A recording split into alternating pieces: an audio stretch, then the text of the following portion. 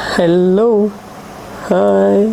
இன்றைக்கி நம்ம உடம்பு பற்றின ஒரு சில வித்தியாசமான ஆச்சரியமான விஷயங்களை பற்றி தான் பார்க்க போகிறோம். டக்குன்னு பார்த்துருவோமா? நம்மளாம் இறந்து போனதும் நம்ம மூளை எப்படி ஷட் டவுன் ஆகிற ஒரு விஷயம் நம்ம மூளையிலேயே ஆல்ரெடி ப்ரோக்ராம் பண்ணி வச்சிருக்கோமோ, அதே போல் நம்ம இறந்த உடனே தன்னைத்தானே ஷட் டவுன் பண்ணிக்கிட்டு மூளையும் இறந்து போயிடுமா. கடந்த ஒரு வாரத்துக்குள்ளே நம்ம உடம்புல ஒரு புது கேன்சர் உருவாகிறது நிறைய வாய்ப்பு இருந்திருக்கும். அப்படி அந்த புது கேன்சர் செல் உருவானாலுமே நம்ம ஹோன் இம்யூன் சிஸ்டமே அதை ஃபைட் பண்ணி கில் பண்ணிவிட்டு நம்ம உடம்பு பாதுகாப்பாக வச்சுக்குமா. ஆச்சரியமாக இருக்குல்ல? அடிக்கிற வெயில நம்ம வெளியே போகும்போது வெயில் சுல்லுன்னு சுடும்போது நமக்கு பெயின் வருது இல்லை? அதுக்கு காரணம் நம்ம உடம்புல இருக்க செல்ஸ்லாம் வெயில் அடிக்கும் போது தன்னைத்தானே கில் பண்ணிக்கும். அதனால தான் அந்த டைமில் நமக்கு பெயின் வருது.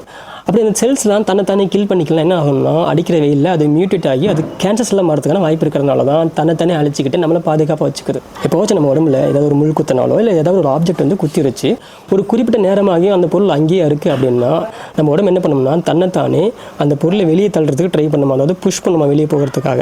ஒருவேளை நம்ம சரியாக தூங்கலை, நமக்கு தூக்கம் சரியாக இல்லை அப்படின்னா நம்ம மூளை தன்னைத்தானே சாப்பிட ஆரம்பிச்சிடுமா. சரியாக தூங்கலாம், போய் தூங்குங்க, நம்ம அடுத்த வீடியோவில் பார்ப்போம்.